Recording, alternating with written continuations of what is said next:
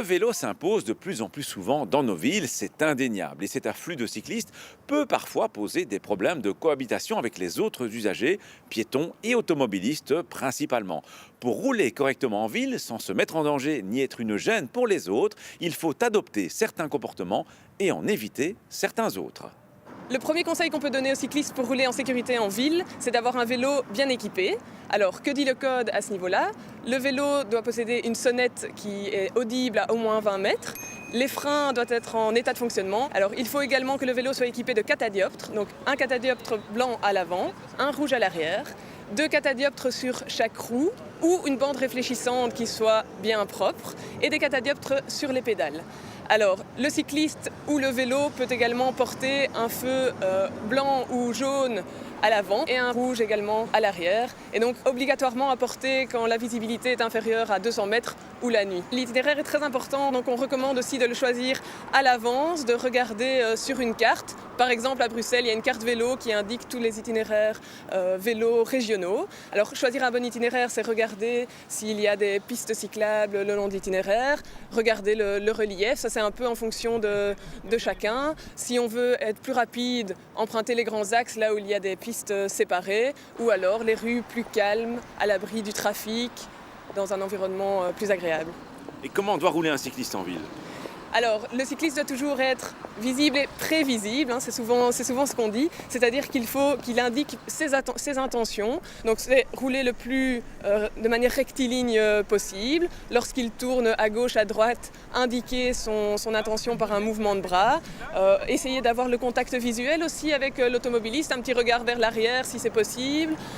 Pouvoir aussi prendre bien sa place sur la chaussée, faire très attention aussi à ne pas rouler vraiment à côté des portières parce qu'on l'oublie souvent, c'est une des premières causes d'accident, l'ouverture intempestive des portières. Donc garder 1 mètre de distance, être toujours à l'écoute de l'environnement et être attentif aussi par exemple à la traversée des piétons qui restent prioritaires sur les passages pour piétons. Voilà.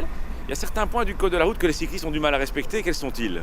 Alors par exemple, brûler les feux rouges. Donc je rappelle qu'il est strictement interdit pour les cyclistes de brûler les feux rouges, sauf si un panneau les autorise à tourner à droite ou à aller tout droit. Et dans ce cas-là, ils ne sont pas prioritaires.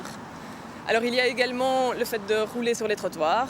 Donc c'est interdit pour les cyclistes de rouler sur les trottoirs. Seuls les enfants de moins de 9 ans en agglomération sont autorisés à rouler sur les trottoirs.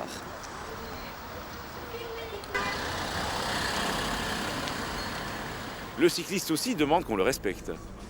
Oui, tout à fait. Par exemple, le dépassement du cycliste, garder le mètre réglementaire, c'est très important.